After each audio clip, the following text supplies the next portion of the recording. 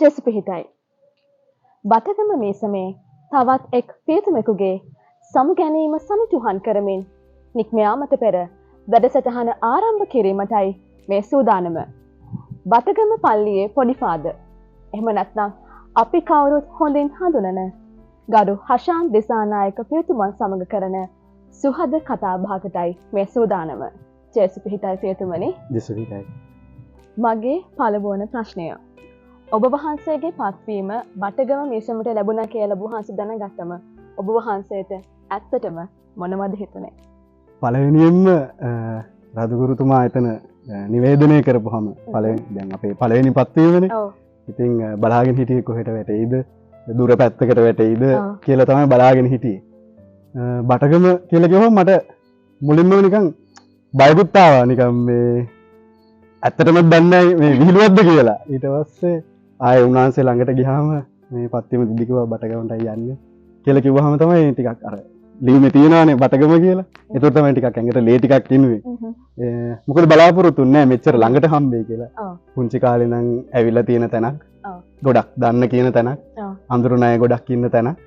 ඉතින් ඒ නිසා ලොකු සන්තෝෂයක් ඇති වුණා ගෙදරටත් ළඟ නිසා සන්තෝෂයක් ඇති වුණේ මුලින්ම. ඔබ වහන්සේට කෙටි කාලයක් පමණයි බටගම මිසමේ සේවය කිරීමට අවස්ථාව සැලසෙන්නේ. මේ කෙටි කාලය පුරාවට බටගම් මිසම් ජනතාවගෙන් ඔබ වහන්සේට ලැබුණු සහයෝගය කොයි වගේද? ඇත්තටම ලොකු සහයෝගයක් ලැබුණා. මොකද ගොඩක් අය දන්න කියන කට්ටිය ඉන්නේ. ඉතින් යහළුවෝ ඉන්නවා, නෑදෑයෝ ඉන්නවා. ඒ වගේම මිනිස්සු ගැන ඉතින් ගොඩක්ම දන්නවා. ඉතින් ඒ නිසා ගොඩක් සහයෝගයෙන් වැඩ කරන්න පුළුවන් වුණා. මට ඉතින් ලැබිච්ච මේ කෙටි කාලයේ පුරාවට ගොඩක් දෙනෙක් එක්ක එකතු වෙලා වැඩ කරන්න මට අවස්ථාව හම්බුණා. ඉතින් සන්තෝෂයෙන් මේ වැඩ ටික කරා. ඔබ වහන්සේට පත්වීම ලැබිලා බටගම් මිසමට එද්දී ඔබ වහන්සේගේ ප්ලෑන්ස් මොනම හරි තිබෙන්නේ නැති මම මේ දේවල් මේ මිසම වෙනුවෙන් ඉටු කරනවා කියලා. මේ කෙටි කාලයේ පුරාවට ඔබ වහන්සේට මේ සැලැස්මෙන් කොපමණ ප්‍රමාණයක් බටගම මිසම වෙනුවෙන් ඉටු කිරීමට අවස්ථාව සැලසුණාද? ඇත්තම කිව්වොත් මේක මගේ පළවෙනිම පත්වීමනේ. ඉතින් ඒ නිසා අපිත් ඉගෙන ගන්න එන්නේ සහායක පියතුමෙක් කියලා කියන්නේ පළවෙනිම පත්වීම ඇවිල්ලා ගොඩක් වෙලාවට අපි දේවල් ඉගෙන ගන්න කාලේ. ඉතින් ඒ නිසා මෙහෙම කරනවා කියලා ලොකු සැලසුම් තිබ්බේ නැහැ. නමුත් මට තිබ්බ එකම සැලසුම තමයි ලොකු ෆාදර් කියලා විදිහට ඒ කියන දේවල් හරියට ඉගෙන ගන්න එක.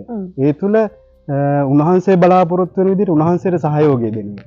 මොකද අපි සහායක පියතුමෙක් වෙන්නේ මුලින්ම මීසමට නෙමෙයි පියතුමාට. මීසම් සහායක පියතුමෙක් කියලා කියන්නේ ඒකයි. ඉතින් මට ගොඩක්ම ඉගෙන ගන්න ඕනුනේ ඒක. ඉතින් මට පුළුවන් වුණා මේ හිටපු මාස 5ක කාලේ පුරාවට උන්වහන්සේගෙන් ගොඩක් දේවල් ඉගෙන ගන්න. ඉතින් ඒ ඉගෙන ගන්න අතර වාරේ යම් දේවල් ලෑස්ති කරා මේ වසර පුරාවට කරන්න. ඉතින් සමහරක් දේවල් කරන්න පුළුවන් වුණා. සමහරක් දේවල් ඉතින් කරන්න අවස්ථාව නැහැ. ඉතින් ඒ කරන්න තිබ්බ ටික සැලසුම් කරපු දේවල් ලස්සනට කරන්න පුළුවන් වුණා. ඔබ වහන්සේ බටගම මිසමේ සිටීමේ කෙටි කාලය තුර සමහර විට අමතක නොවන සිදුවීමක් එහෙමත් ඇති. ඔබ වහන්සේ කැමතිද එහෙම සිදුවීමක් අපිට එක්ක බෙදා හදා ගන්න? ඇත්තටම කිව්වොත් මට පත්වීම ලැබෙද්දි කිව්වේ අවුරුදු 2කට කියලා. හරි. ඉතින් දැන් මේ මාස 5යි දවස් 17ක් වෙද්දි යන්න වෙච්ච එකම තමයි මට අමතක නොවන එකම සිදුවීම. මොකද ඉතින් ගොඩක් බලාපොරොත්තු එක්ක ආවේ පළවෙනි පත්වීම නිසා අදතරම අවුරුද්දක් හරි ඉන්න හම්බෙයි කියලා. ඉතින් ඒත් මේ මාස 5යි දවස් 17ට ඒක අමතක නොවන ජීවිතේ ලොකුම සිදුවීමක්. පළවෙනි පත්වීම එච්චර ඉක්මනට ඉවර වෙයි කියලා හිතුවේ නෑ කවදාවත්. ඔබ වහන්සේ දේශනා කරනකොට කම්මැලි නැතුව අහන් ඉන්න පුළුවන් කියලා බොහෝ දෙනෙක් කියනවා. අර්ථවත් දේශනාවකට ඔබ වහන්සේ සූදානම් වෙන්නේ කොහොමද?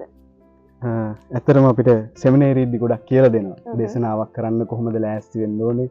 ඊද්ද දේශනාවක් කරද්දී අඩුතරමේ සතියක් හොඳට ලෑස්ති වෙන්න ඕනේ කියන දේ වචනේ කියවලා මෙනෙහි කරන්න. ඉතින් මමත් ගොඩක් වෙලාවට බදාදා වගේ වෙද්දී ඉරිදා සුවිශේෂය කියවනවා. කියවීම් දෙකක් එක කියවලා මම හැම වෙලේම උත්සාහ කරන්නේ සරලව දෙයක් කියන්න. අපේ ජීවිතයේ අත්දැකීමක් එක්ක ගොඩනගා ගන්න. ඒතකොට ඒක මිනිස්සුන්ට මතක හිටිනවා. ඉතින් ඒ නිසා දේවචනේ කියවද්දි සමහර ජීවිතයේ වෙච්ච අත්දැකීම් සිදුවීම් නැත්නම් ඒ සතිය පුරාවට වෙන සිදුවීම් ගොඩක් සම්බන්ධ වෙනවා අපි ඒක මෙනෙහි කරනකොට. ඉතින් ඒ නිසා මට ගොඩක් ලේසි වුණා අත්දැකීමක් එක්ක දේව වචනය මිනිසුන්ට ගෙනියන්න. ඉතින් මේ සූදානම්යම ගොඩක් වැදගත්. යාඥාවත් එක්ක දේව වචනය කියවලා මෙනෙහි කරද්දි ස්වාමීන් වහන්සේ මඟ පෙන්වනවා ලස්සන පණිවිඩයක් ගෙනියන්න මිනිසුන්ට. ගරු පියතුමනි, මගේ අවසාන ප්‍රශ්නය. බටගම මේ සම්ජනතාවට ඔබ වහන්සේට ලබා දෙන්න තියෙන පණිවිඩය මොකක්ද? පණිවිඩය කියලා කිව්වොත් ඇත්තරම මට කියන්න තියෙන ඉතින් හොඳ ජනතාවක් ඉන්නේ. හොඳ සංවේදී ජනතාවක්. අනිත් අය ගැන තේරුම් ගන්න පුළුවන් ජනතාවක්. ඉතින් හැම වෙලාවෙම අනිත් අය ගැනත් හිතන්න, සහයෝගයෙන් කටයුතු කරන්න, අහන දේ වචනය ජීවත් කරන්න පුළුවන් නම් ඒක තමයි ලොකුම දේ අපිට කරන්න පුළුවන්. ඉතින් කවදා හරි අපි හැමෝම බලාගෙන ඉන්නේ ස්වර්ග රාජ්‍යයට යන්න. ඉතින් ඒ නිසා උන්වහන්සේගේ පණිවිඩය ජීවත් කරනවා ඇරෙන්න ඊට වඩා ලොකු පණිවිඩයක් අපිට නැහැ. ඒ නිසා උන්වහන්සේගේ ප්‍රේමේ පණිවිඩය අපේ ජීවිතවල ජීවත් කරන්න ශක්තියිල යාඥා කරන්න. ඒක තමයි මේ ගමට කරන්න පුළුවන් හොඳම දේ. ඉතින් ලස්සන ගමක්, ලස්සන මිනිස්සු ඉන්නේ, ලස්සන හදවත් තියෙන්නේ. ඉතින් උන්වහන්සේගේ පණිවිඩය ජීවත් කරන්න කියන එක තමයි මට කියන්න තියෙන්නේ.